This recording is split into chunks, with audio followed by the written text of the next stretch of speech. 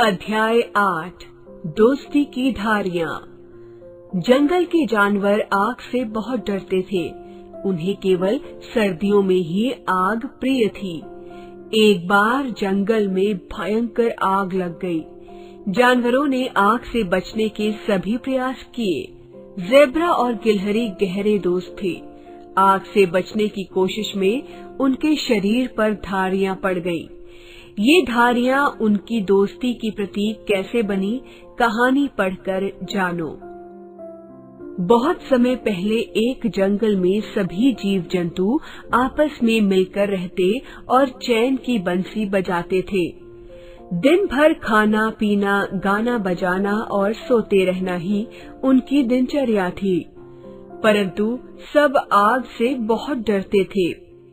आग की गर्माहट से वह सर्दियां अच्छी तरह से काट लेते थे, फिर भी उसे पसंद नहीं करते थे। मनुष्य जब अपनी गुफा में आग जलाकर सोता तो ये कुछ दूर बैठकर गर्माहट का आनंद लेते, परंतु ऐसा सर्दी के दिनों में ही होता था। गर्मी में तो वे आग से और भी चिढ़े रहते।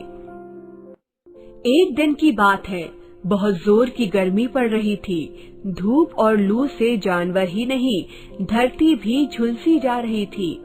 पेड़ तक भुनभुना रहे थे, परंतु वे कुछ कर नहीं पा रहे थे। स्वयं झुलसते हुए भी वे अधिक से अधिक छाया धरती और उस पर रहने वाले जानवरों को दे रहे थे। नदी में, नदी के किनारे, गुफा में या फिर पेड़ की ही छाया में, जिसको जहाँ स्थान मिला वहीं ऊँग रहा था। भरी दोपहर में कहीं घूमने जाने का ऐसी गर्मी में तो प्रश्न ही नहीं था। तभी कुत्ता सोते सोते चौंक कर जागा। उसने चारों तरफ अपना मुंह घुमाकर सूंघा।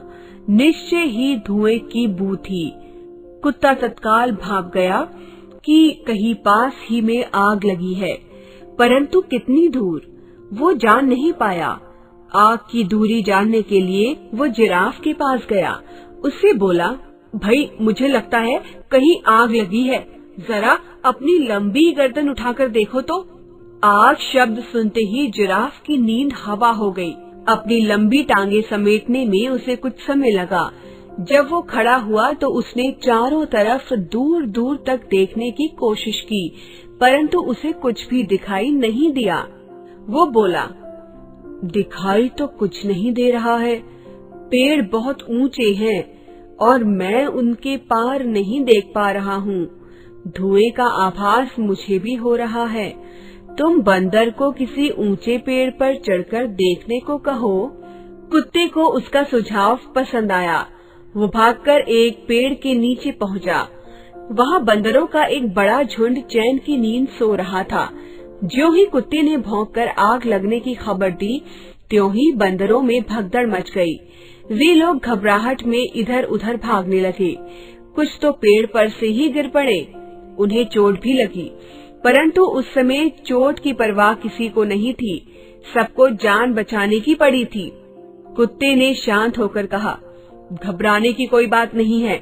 मुझे लगता है कि आग कहीं दूर है। हमें ये जानना चाहिए कि कितनी दूर है।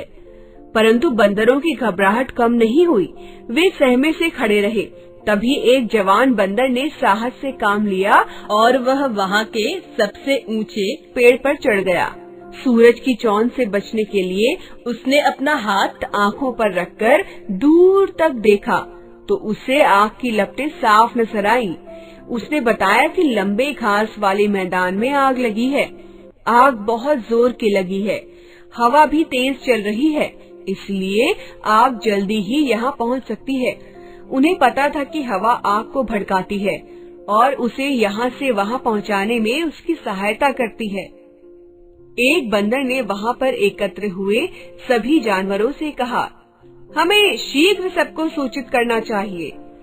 सभी जानवर तेजी से इधर उधर बिखरकर हाथी को ढूंढने लगे ताकि वो चिंगाड़ कर सबको सावधान कर सके।